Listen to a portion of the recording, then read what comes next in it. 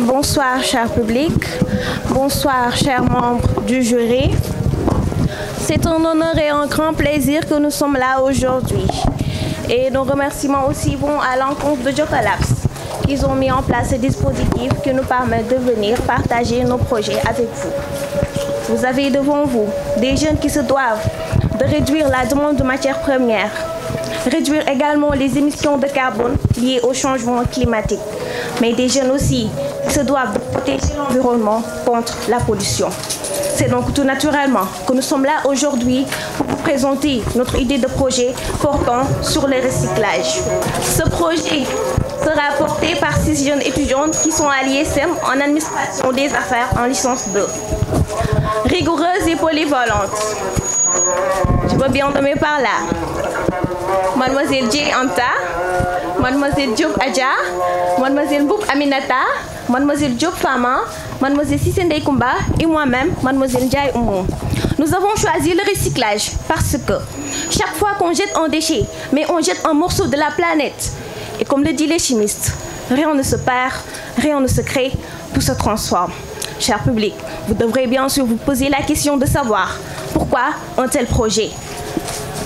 Les pneus usagés peuvent être considérés comme un danger pour l'environnement, de par ses composants, mélange de caoutchouc, acier, textiles divers. En cas d'incendie, les pneus usés peuvent être dangereux pour la santé, car leur forme est aussi propice à la nidification des rats et des moustiques. Nous avons pensé, le fait de ne pas les valoriser, pour nous, est considéré comme un véritable gaspillage, car ils ont un pouvoir calorifique très important. Nous avons aussi pensé mettre en place des solutions qui nous permettra de participer à la production de notre environnement. Pour éviter tous ces problèmes qui entraînent la dégradation de l'environnement, les pneus usagés auront une nouvelle vie. Ils pourront être réutilisés pour les travaux publics, aussi pour les transformations en granulats. Ainsi, quant à nous, on va se contenter de la transformation des pneus, plus précisément du recyclage des pneus en granulats. Et ces granulats n'augmentent pas les risques de cancérogènes ni de leucémie et pourront faire l'objet de beaucoup de créations innovantes qui seront très bénéfiques pour la communauté. Cependant, quelle est l'idée générale de notre projet? Comme nous le savons tous, la protection de notre environnement est une condition impérative qui nous permet d'avoir une croissance soutenue et une meilleure qualité de la vie à tous. De ce fait, le siècle de la reprise en compte des problèmes écologiques comme le fait de brûler les pneus, les gaz à effet de serre et tant d'autres. Raison pour laquelle nous nous sommes dit, pourquoi pas le recyclage des pneus? Les pneus usés sont broyés sous forme de granulats. En effet, les granulats sont les matières premières qui peuvent servir à fabriquer beaucoup de choses, comme par exemple des carreaux sous forme de pavés, des pousse-pieds, des semelles de chaussures, terrains, football, handball, basket, tennis et même des espaces extérieurs résidentiels ainsi que des aires de jeu pour enfants.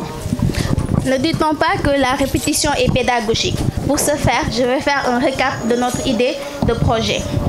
En tant que responsable, nous sommes dans l'obligation de veiller à la revalorisation de notre nature. Pour ce faire, en effet, il est impératif que nous protégeons notre environnement. C'est pour cela que notre entreprise CFAO Recyclage Group a pour mission de veiller à la protection de l'environnement en faisant du recyclage. Le recyclage des pneus usagés est un judicieux moyen de se débarrasser de ces pneus qui entassent la nature et qui sont nocifs pour notre santé.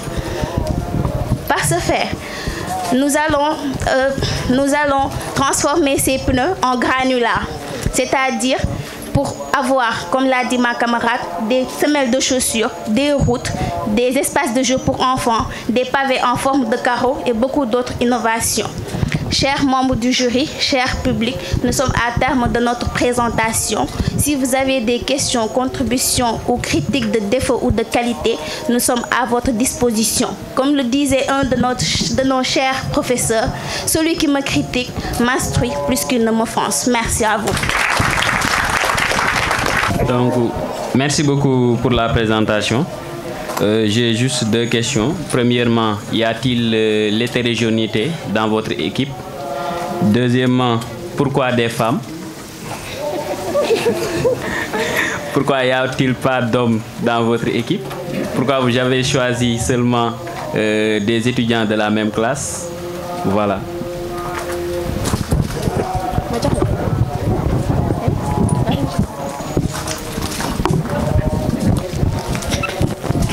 Merci, monsieur, pour votre question. D'abord, pourquoi nous sommes tous de la même classe? Nous sommes en deuxième année de gestion des entreprises à l'Institut supérieur de management ISM. Comme l'a tantôt souligné une de nos camarades, on a mis en place un programme, un JBA, c'est-à-dire un programme pour entreprendre. Parce que là-bas, on nous apprend à entreprendre. Du coup, on est de la même classe. C'était logique qu'on soit tous de la même classe. Pourquoi nous sommes toutes des filles? Bon, on peut dire qu'il n'y avait pas la demande d'hommes. Voilà, l'idée nous est venue vraiment en groupe.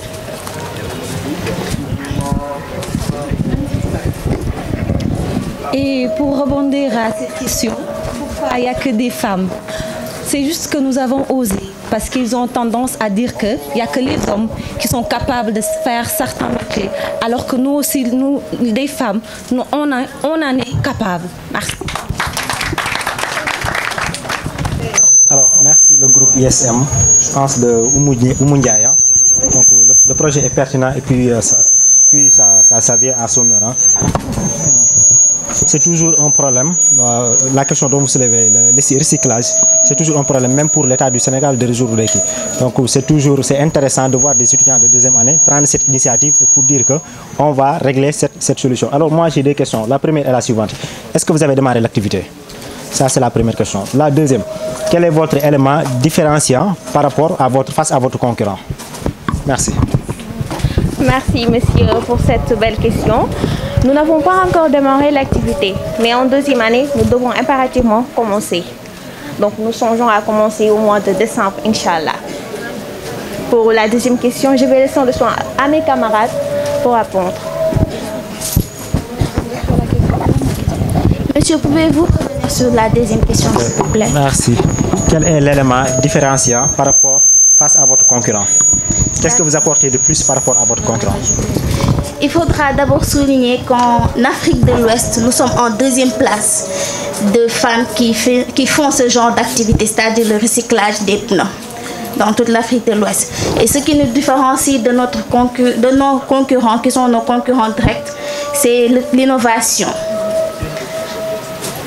L'innovation de par comment est-ce que nous allons procéder à la vente, comment est-ce que nous allons procéder à la construction, comment est-ce que nous allons procéder au broyage ou bien à la mise en place de ces dispositifs que nous avons cités tantôt.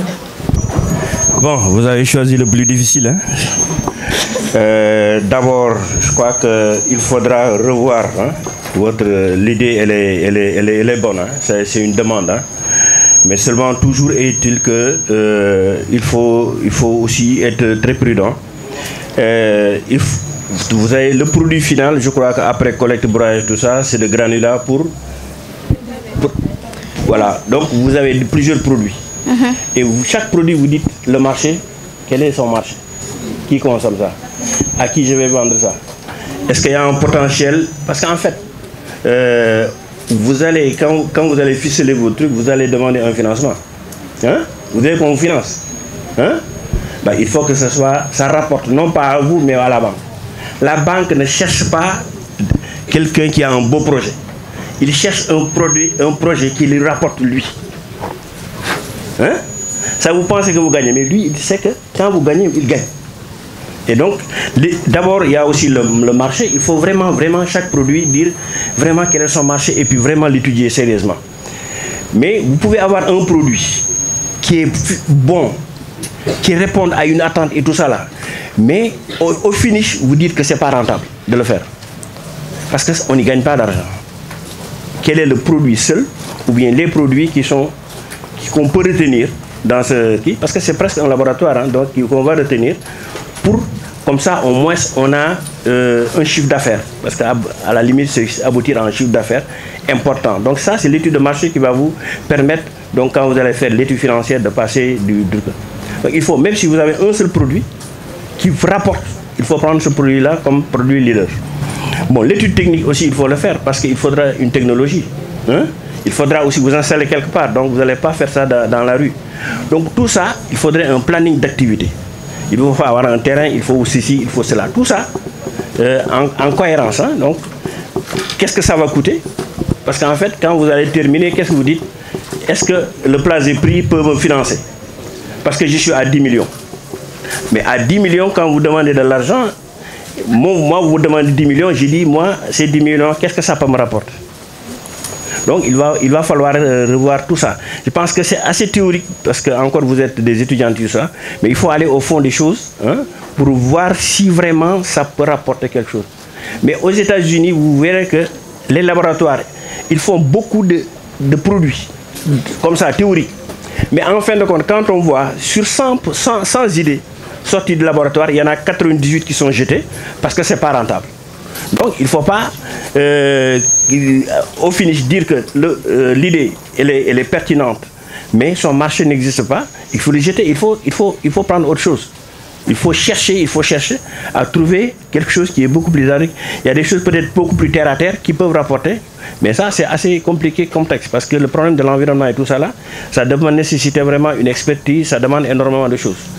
Et si vous insistez, il faut vous rapprocher des gens qui sont des grands techniciens, qui vous mettent en place, qui les l'étude technique, l'usine, comment ça va être tout ça là, le ramassage, tout ça c'est énormément de choses, hein, énormément d'argent. C'est une bonne idée.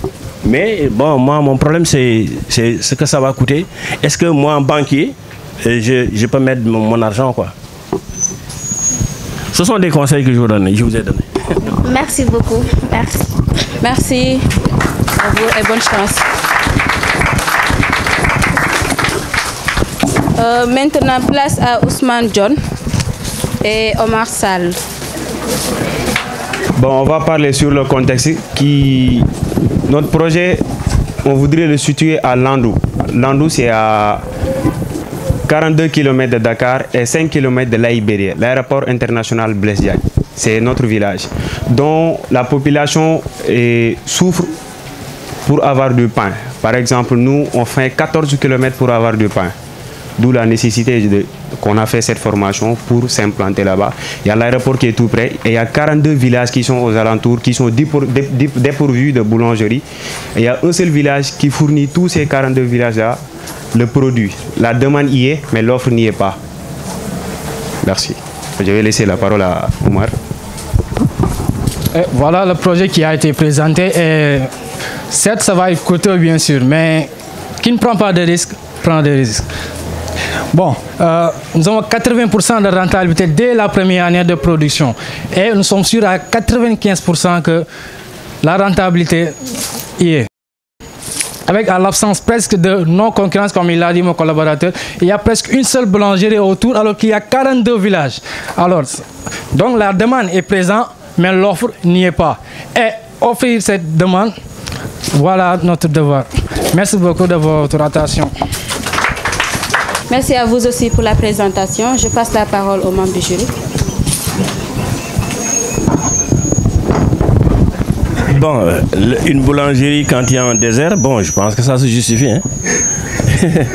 Quand vous avez 42 villages et que les gens ne mangent pas de pain, bon, je crois que c'est une logique absolue, quoi. Bon, maintenant, où est-ce que vous en êtes par rapport à cette étude-là? Bon, il y a 42 villages, mais il y a comme la population, il y a combien de ménages? Le nombre de ménages, la consommation moyenne de pain, c'est combien? Pour pouvoir, quel type de boulangerie vous faites? Bon, je pense que le spécialiste va répondre, etc., quoi. Mais vraiment, je n'ai pas d'appréhension quand il y a 42 villages qui est rien. Hein? Maintenant, bon, comment vous allez ficeler votre projet, parce qu'il y a toute une logistique et une infrastructure qu'il faut mettre en place. Hein? Merci. Donc l'étude a été faite, le terrain où va être construit la boulangerie est en bon état. Et nous avons fait aussi, comme on l'a dit tout à l'heure, l'étude de marché concernant la consommation de pain journalière dans ces villages autour. La consommation du pain au Sénégal est quelque chose de primordial, car c'est devenu notre habitude journalière.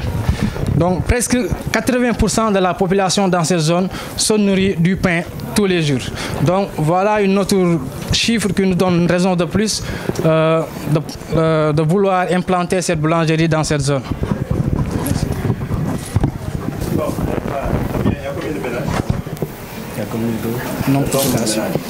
Bon, là-bas, par village, on peut décrypter quoi.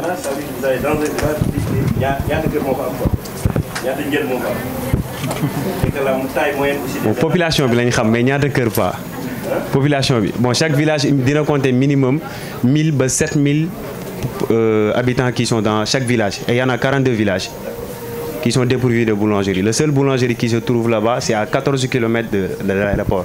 Donc vous avez vraiment le champ libre là. Oui, pour vendre bien sûr. Ouais. Mais l'autre chose aussi, c'est que est-ce que dans ces localités, ils ne préfèrent pas manger ay chagri, autre chose que du pain? Bon, là-bas, tous les 17 millions de Sénégalais, après le réveil... Non, je ne parle pas des Sénégalais, je parle de... Non, je sais, je vais venir là-bas. Et du coup, le Wolof est permis, hein? Oui, bien sûr. Ok. Gox bobu nonu dañuy lacc mburu lu bari. Par exemple, village yi fa nek, comme ñun suñu village. 2 jours la ñu livrer ba 3 jours pain. Les jours ici des yëpp dañuy lekk mburu fanaan. Manam bu ñu livrer suñu mburu, dañuy livrer mburu 5 jours de plus yo xamantene day dem livrer ñepp village. Ok, d'accord. Ah voilà. Merci. Alors, merci pour la présentation, M. Ousmane Ndiaye et son coéquipier. Donc, ça, c'est un constat. Il y a 2 produits au Sénégal. Si vous avez grève, vous allez sentir, surtout si vous avez séeréer yi ceeb ak mburu. Et si contexte actuellement, il y a grève du pain, c'est-à-dire que les gars décrètent 96 heures, à partir de demain, 72 heures, voilà, etc. Donc, vous, votre projet peut-être vient à son heure. Quelle est la solution pertinente? Bon, situation bi bu amé mën ngeen ko proposer qu'on ne parle plus de grève au Sénégal. Donc ça c'est la première question. La deuxième question, quel est le projet? D'accord. D'accord, pour commencer sur votre deuxième question, si vous me permettez. Le coût du projet, comme je l'ai dit tantôt, c'est un peu coûteux. Bon, c'est 89 485 000, dont notre apport personnel à caractère nature et numéraire à niveau de 10 millions. Donc le financement va être, le financement que nous demandons bien sûr, c'est à un niveau de 70 millions seulement. Parce que les 10 millions sont notre apport personnel. Ok, la première question. Ouais. La première question c'est question mané. Ouais. En général, tiep ak mburu. Ouais. Buñ démé grève rek gaay dañ koy sentir. Ouais. Sama mbokk séeréer yi. Actuellement, c'est un problème qui vient souvent. Ouais. La solution dont vous proposez, est-ce que votre projet est en rapport avec les boulangeries, le pain? Merci. D'accord, merci. Bon, la solution, on va d'abord... C'est bon? La solution qu'on peut proposer, c'est le coût, diminuer le coût d'un sac de farine. Parce que quand les acheteurs, ceux qui transforment le pain dans les boulangeries, pour avoir un sac de farine, ils faisaient avant 18 800, c'est le sac. Aujourd'hui, ils l'ont levé jusqu'à 19 800. 2000 de plus. Et quand tu achètes le pain avec de l'argent, quand tu après transformation pour le revendre, il faut essayer de le vendre de telle sorte que ça sera rentable, mais pas pour perdre. Alors quand on augmente le pain sur le coût d'un sac, ça va se répercuter sur les miches que tu vends. Alors du coup, la solution qu'on peut proposer, c'est de le laisser intact comme on a toujours fait au Sénégal. Le kilo de pain c'est à 150 francs, dont le sac c'est à 16 800. De laisser les prix comme ça. Intact. Merci. Il y a toute une chaîne bien sûr. Comment vous pouvez contrôler ça? Pour ça d'abord, bon, ouais. Bon, il y a une chaîne, tout commence de la matière première à la consommation. Tu vois? Bon, tu verras des gens qui vont acheter le sac, par exemple, la farine, le blé. Les gens peuvent l'acheter à un coût à un bas prix et le vendre à un prix dont la rentabilité est bénéficiaire pour eux. Et pour celui qui va le consommer, ça va être cher. Ça, c'est les entreprises étrangères qui achètent des hectares et des hectares, qui font cultiver le blé de telle sorte qu'ils vont l'avoir très moins cher par rapport à ceux qui sont du local. Des entreprises, des PME, des petites et moyennes entreprises qui font aussi le blé. Et ils préfèrent acheter de moins prix. Après revendre, ils vont avoir un bénéfice supérieur à ceux qui sont de l'entreprise locale. Tu vois? Merci beaucoup. D'abord, toutes mes félicitations pour l'initiative. Je n'ai pas de questions, mais plutôt une contribution. Parce que vous avez parlé de financement de 70 millions ou du coût de projet de 80 millions. Alors je pense qu'il faut, en tant que jeune entrepreneur, il faut commencer petit à petit et ensuite avancer. C'est mieux. Parce que si vous attendez 70 millions de la part des banques ou bien de la part des structures financières, donc je dis que les banques ne financent pas des idées, ils financent des projets. Donc il faut utiliser les moyens du bord, commencer avec ce que vous avez, ce que vous pouvez faire, parce que vous ne pouvez pas satisfaire d'un coup 42 villages. Il faut commencer par satisfaire une maison avant même de parler du quartier ou bien du village. Donc il faut penser à cela, il faut aussi revoir votre projet et recadrer surtout la stratégie financière. Merci. Merci beaucoup. Merci. Moi, je vais juste rebondir par rapport à ce qu'il a dit. Hein. C'est vrai, vous êtes financier, c'est pourquoi vous parlez de rentabilité. Mais moi, je suis un peu inquiet parce que déjà, je vous rejoins par rapport à votre projet. C'est vrai, c'est parce que si vous vous lancez dans comment ça s'appelle, la vente de pain, c'est vrai. Sérieusement, c'est sûr que vous pouvez vous en sortir parce que déjà pratiquement les 70% des Sénégalais consomment que du pain pratiquement le matin et tout ça, parce que déjà la grève nous montre qu'ils sont vraiment là-dessus, surtout les Sérères et tout couleur et tout ça. Mais par rapport à la rentabilité, cela veut dire que par exemple vous êtes déjà sur le terrain et que vous avez produit vous avez mis en place votre produit, vous l'avez vendu. Sur la base de ça, vous allez faire des prévisions de vente et calculer la rentabilité.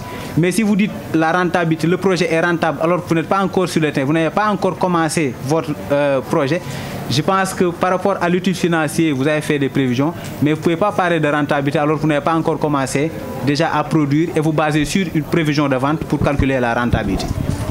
Si je ne me trompe pas. Si effectivement, ce sont des prévisions, car on nous dit souvent, pour un projet, il faut tout prévoir. La production, la commercialisation, le domaine financier, tout. Évidemment, c'est une prévision.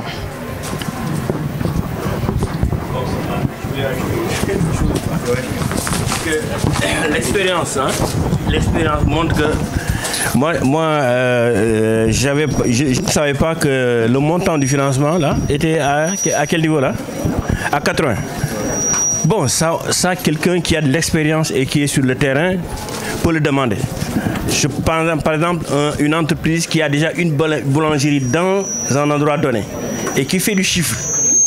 Et à un moment donné, il sait qu'il y a une localité où il peut s'implanter. Donc, il élargit. Donc, lui, il a un historique. C'est-à-dire que de l'argent, un flux monétaire qui est là, que le banquier voit. Donc, il n'a pas de problème. Mais quand on veut démarrer, il ne faut pas démarrer avec des montants assez excessifs.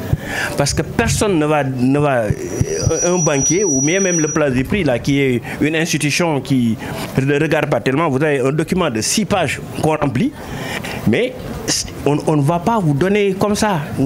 Parce que l'apport que vous dites, parfois j'ai dit, quand vous dites que vous avez un apport de 10 millions, moi j'ai dit qu'avec ces 10 millions, peut-être que faire une boulangerie à moins de 40, si vous l'avez, ça m'étonnerait.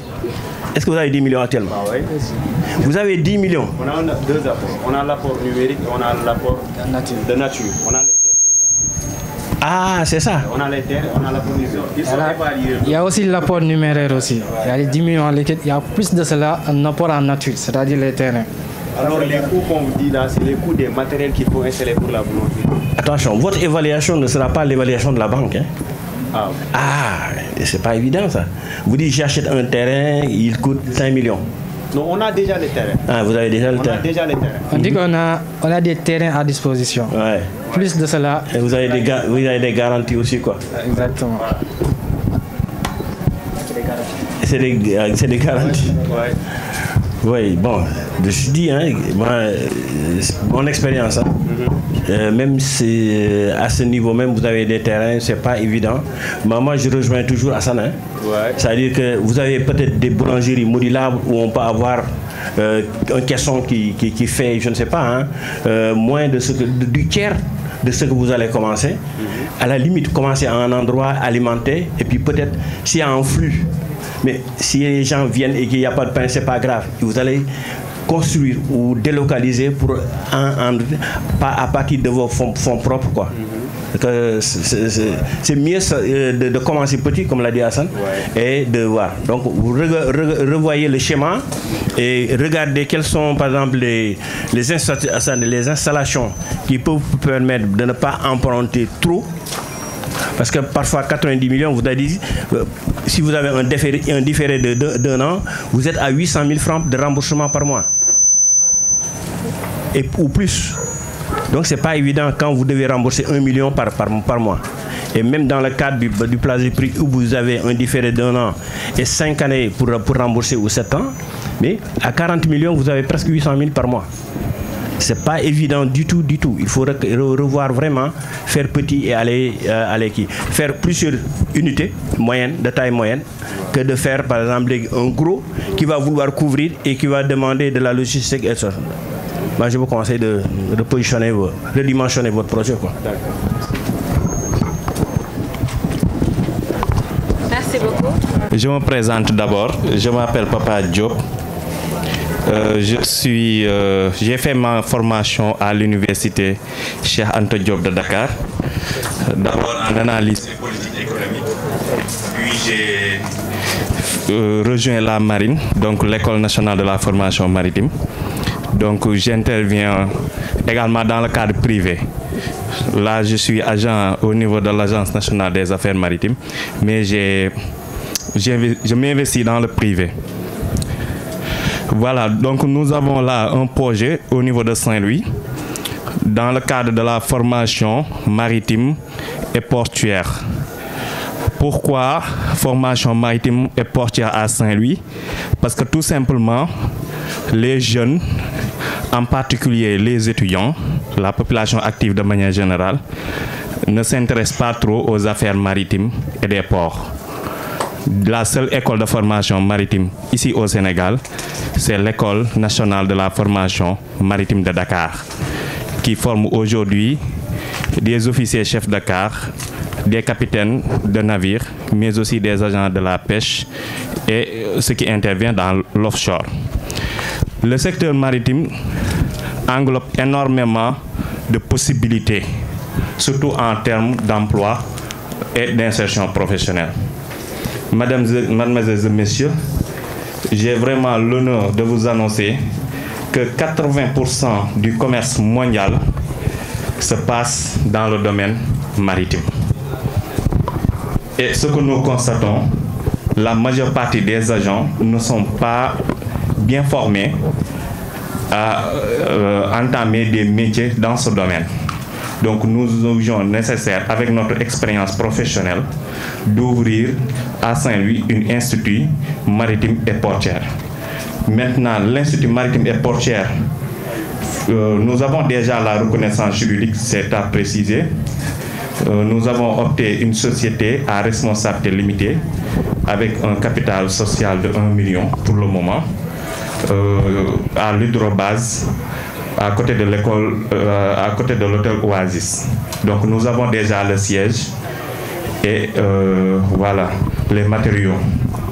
Ce qu'il nous reste à faire, c'est de lancer le programme de formation, mais aussi solliciter un appui en termes logistiques, parce que nous n'avons pas suffisamment de pièces pour ça. Nous allons former les gens de mer, en particulier les jeunes, dans la sécurité maritime, la revalorisation et le recyclage. Nous allons également lancer des modules dans la sûreté, dans les sciences nautiques, l'offshore, le pétrole, le gaz, au niveau de la mer bien sûr, la pêche et la navigation de plaisance, donc de petits navires. Donc il y aura une formation initiale d'abord pour ceux qui ont le BFM. Donc il faut faire la formation de polyvalent, donc côté pont et côté machine. Donc ils peuvent conduire, ils peuvent également intervenir dans la mécanique. Pour ceux qui ont le bac S1, S2, ils peuvent faire le cycle d'officier chef de car pont. C'est-à-dire ils deviennent des officiers, c'est-à-dire c'est des lieutenants même, avec 2 barrettes, donc qui gèrent le commandement. Donc c'est 2 ans de formation. Pour ceux qui ont un bac S3, T1, T2, peuvent faire les cycles d'officier chef de car machine. Vous comprenez? Donc ça c'est des cycles. Pour ceux qui ont eu un bac littéraire maintenant, c'est la formation classique qu'on va débuter, c'est-à-dire le droit maritime. Ils peuvent faire une licence professionnelle en droit maritime, ou bien en logistique, en distribution, en transit également et en commerce international. Ça, c'est les formations directes. Pour la formation continue, ils peuvent faire des brevets, c'est-à-dire ceux qui n'ont pas un niveau d'études avancé, comme les pêcheurs par exemple, ou ceux qui ont laissé les études depuis et veulent intervenir dans le maritime. Nous leur faisons d'abord une attestation d'inscription maritime pour débuter d'abord. Donc il leur faut juste des photocopies d'identité, l'extrait de naissance, le casier judiciaire. Donc il passera par la visite médicale. Après, s'il est apte bien sûr à subir la formation, nous l'enrôlons bien sûr en brevet d'abord de pêche, puis l'enrôler en brevet de mécanique 200 UMS. Donc eux, ils peuvent devenir après, mais c'est par cycle. Je n'aurai pas trop de temps pour détailler tout, mais ils peuvent passer par le capitaine 200 UMS, ensuite passer par le capitaine 500 UMS, ainsi de suite, ainsi de suite. Voilà, mesdames, mesdemoiselles et messieurs, une idée du projet de l'Institut maritime et portuaire. Merci beaucoup. Voilà, si vous avez des questions et suggestions, bien sûr. Merci beaucoup, M. Diop, pour la présentation. Je passe la parole aux membres du jury. Bon, je pense que c'est quand même... ça manquait à Saint-Louis. Donc vraiment, c'est une très bonne chose. Maintenant, les débouchés, c'est le problème qui me... C'est est-ce qu'il y a vraiment des débouchés pour ces différentes formations? Et puis, quels sont les concurrents et qu'est-ce que vous faites de plus qu'eux? Même s'ils sont à Dakar, ils sont toujours des concurrents parce qu'il y a des jeunes qui vont à Dakar pour suivre ces formations. Effectivement. Alors, donc, il faut vous rapprocher de 2 institutions. D'accord. La chambre de commerce. La chambre de commerce, vous allez leur proposer, parce que quand vous allez en Europe, ce sont les chambres de commerce qui font ce genre de formation. D'accord. Donc il faut aller à la chambre de commerce en leur disant que voilà, nous voulons faire ces formations, mais nous voulons le faire en partenariat avec vous. D'accord. Et comme ils n'ont pas d'argent, ici ils gagnent même 1 centime, c'est une bonne chose. Merci. Et deuxième chose, le bureau de mise à niveau aussi. D'accord. Parce que quand vous parlez d'infrastructure, il faut penser d'abord au bureau de mise à niveau. Parce qu'en fait, quand vous financez des infrastructures, c'est difficile quoi, pour le départ. Donc le bureau, il y a un code-part donc de l'État que quand vous avez l'accord, quand vous êtes éligible au niveau du bureau de mise à niveau. Donc deuxième montage financier, c'est le place des prix.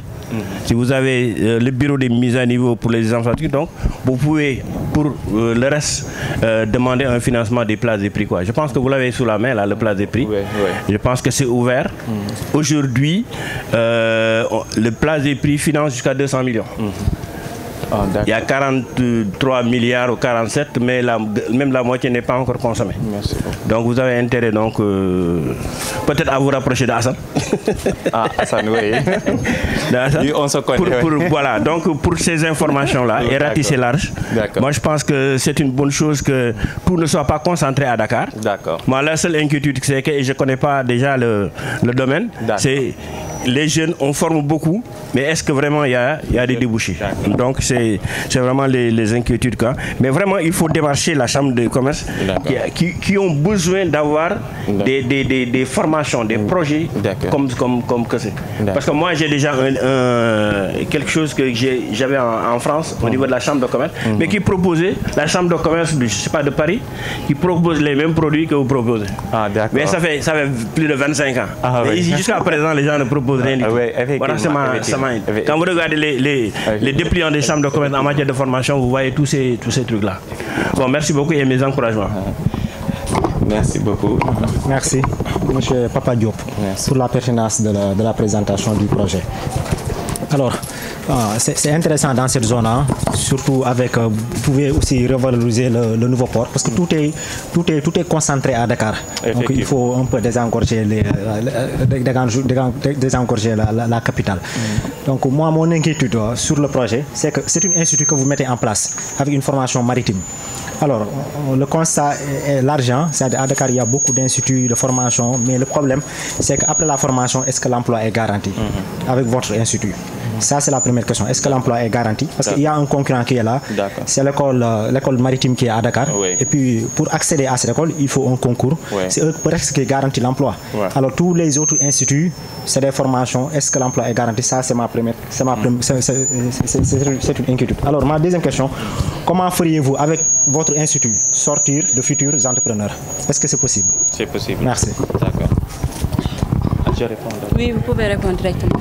Merci d'abord. Donc je pense que comme vos inquiétudes également, c'est le même cas également pour les participants, les jeunes en particulier. Bon, je vous dis d'abord que l'École nationale de la formation maritime de Dakar est très difficile à accéder. Pour le niveau bac, ils prennent que 10 pour ceux qui font les officiers chefs de quart. Pour le BFM, le concours c'est par 2 ans. Donc ils prennent également 10. Il reste énormément de jeunes dans la liste d'attente. Comprenez? Alors ils ne donnent pas aussi la possibilité aux littéraires de se former. Donc comme le monsieur l'a dit, moi j'ai eu à voyager aussi. Donc je continue un partenariat avec l'université de Nantes. J'étais en France, mais là je continue avec l'université de Nantes et de Marseille pour ceux qui veulent après faire une préinscription. Donc là, pour décentraliser également des filières qui sont en France. Notre seul souci actuellement, c'est qu'il n'y a pas énormément de professeurs à Saint-Louis. Il nous manque des professeurs. Actuellement, c'est mes professeurs qui étaient à Dakar que j'ai déplacés. Donc, ils ont décidé de m'accompagner pour cette année en attendant qu'on puisse faire des chiffres d'affaires. Voilà. Donc, pour l'emploi et l'insertion professionnelle, il nous manque. Moi, je reçois énormément des compagnies de pêche, de pétrole et d'hydrocarbures qui me demandent des officiers chefs de quart ou bien des mécaniciens ou des électriciens navals et j'en trouve pas. Les jeunes font du management, commerce international, comptabilité, etc. Alors qu'ils ne s'intéressent pas trop aux affaires maritimes. Par exemple, les certificats nautiques également. Nous formons, j'ai oublié de le dire, dans la natation et la pêche artisanale, la pêche industrielle. Donc nous avons des modules de ramassage, matelotage, etc.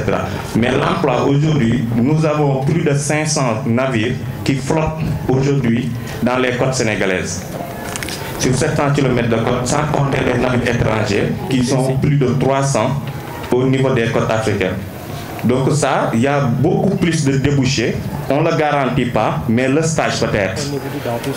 Pour l'emploi, bien sûr. Parce que c'est un accompagnement au-delà même de la formation que nous allons suivre avec les jeunes, bien sûr. Je pense que j'ai répondu. Voilà, merci.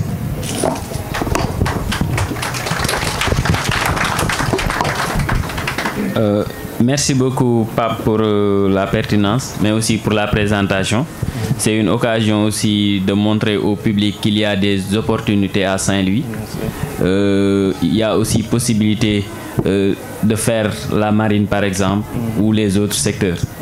Donc j'ai juste une question, parce qu'au Sénégal, on a souvent tendance à valoriser les jeunes qui ont des études poussées, alors que derrière, il y a des jeunes talibés qui ont la passion, qui peuvent avoir la passion par exemple sur la marine.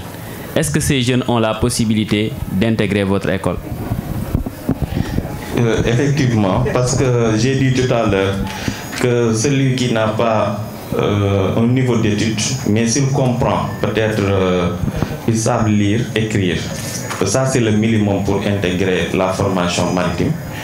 Même s'il y a beaucoup plus de pratique, parce que la navigation est permis comme les civils le font aussi. Au début, s'il n'a jamais intégré les affaires maritimes, nous l'accompagnons à obtenir une attestation d'inscription maritime. S'il valide son attestation, nous lui cherchons un embarquement en mer. Maintenant, s'il embarque pendant 3 mois, il revient, nous lui délivrons ce qu'on appelle la carte B. C'est une carte de marin.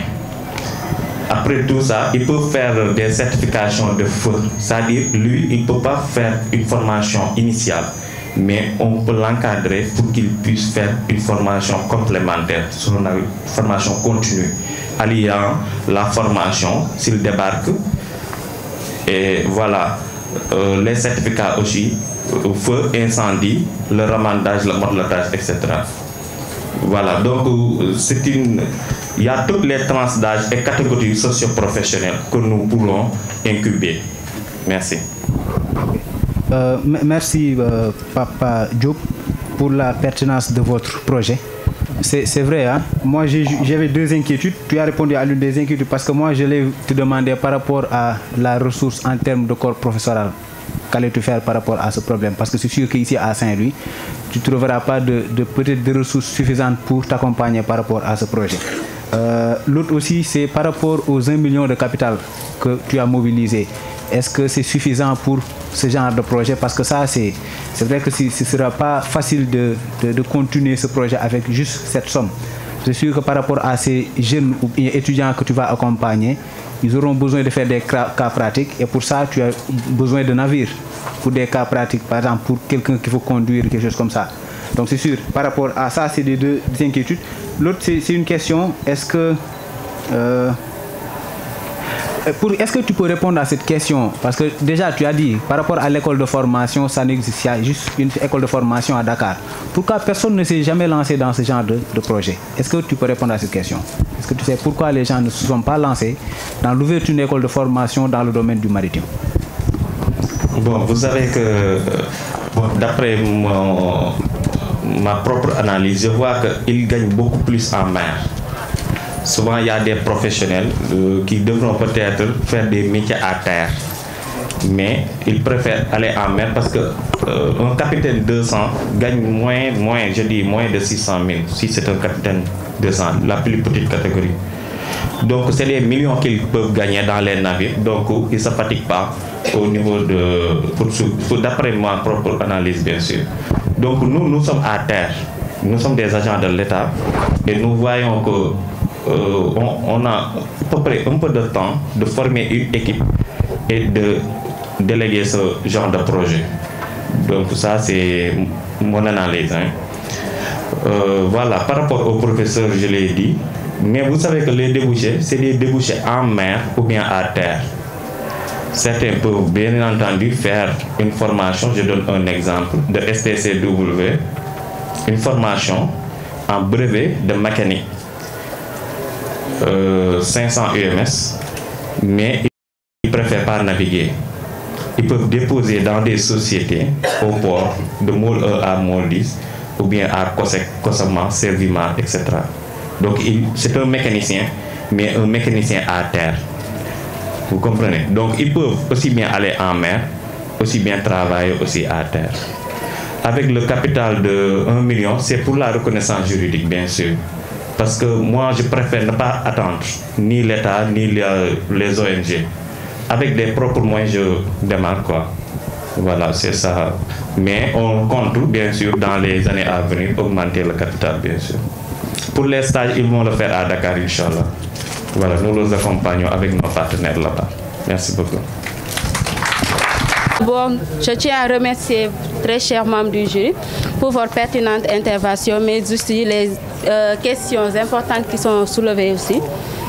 nous vous donnons l'occasion de se concerter pour la délibération. Lu des mooy délibération bi ak cocktail bi comme dafa guddi te am na ñuy ñibbi fi sori damay jox kàddu gi suñu papa ji pour que mu mën a wax les différents gagnants les lauréats. Bon, merci beaucoup. Merci beaucoup. Donc, nous avons eu des difficultés hein, parce que c'était pas facile. Mais vous savez, quand il y a une compétition, il y a toujours un premier, un deuxième, un troisième, un quatrième, etc. Donc, il y a toujours un gagnant et un perdant. Alors, nous allons vous communiquer donc la liste des lauréats, donc les 4 premiers. Maintenant, il faut se garder aussi, et Hassan va vous confirmer ça, que tous les autres qui n'ont pas été cités vont bénéficier de l'accompagnement de Jokolaps. Premier, hein, Ndiombe Kanle. 2, Alun Cham, donc agriculture et élevage. Troisième, Papa Diop, donc maritime et quoi, hein? Quatrième, c'est Oumou et son groupe.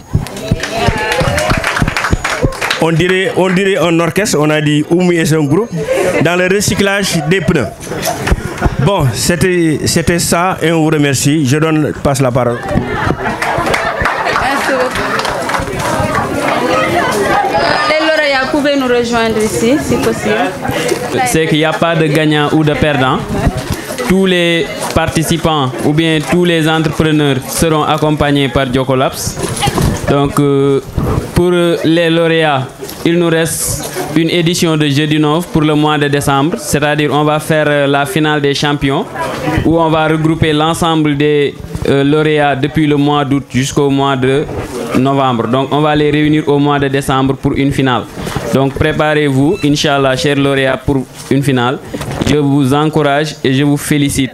Donc, ce qu'il faut comprendre, c'est qu'un entrepreneur ne doit pas attendre. Il ne faut pas seulement initier votre projet ensuite, au retour de Nelaw.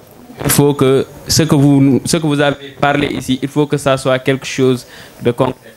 Donc, il faut que vous commencez à nous vous félicitons et nous vous remercions davantage. Merci beaucoup aussi aux autres candidats.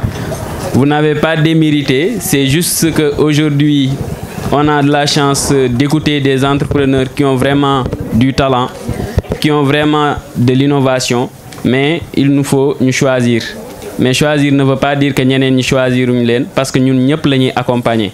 Donc nous vous ouvrons toutes nos portes au niveau de Up North by Jokolaps. Les plans en politique d'accompagnement technique, en politique de réseautage, de collaboration, mais aussi en politique de co-création. Su ngeen ñëwé fi inshallah da ngeen ko fi fekk. Jërëjëf pour ki bobu non. Mérite bi aussi ñu sélectionner leen. Donc on vous félicite. Wax le comme ki lu mu wax entrepreneur waru xaar. Même bu féké amago leen financement, commencez leen avec vos moyens de bord parce que banque du ñëw financer ko xamé commencé gul. Dang ci nek mu gis résultat mu financer la. Donc machallah sen projet amna solo. Man mom sama café xadi sama boîte. Et pour une photo de famille, d'accord leen pour une photo de famille. Donc mën ngeen dem ci ki bi pour oui, après il y aura un cocktail.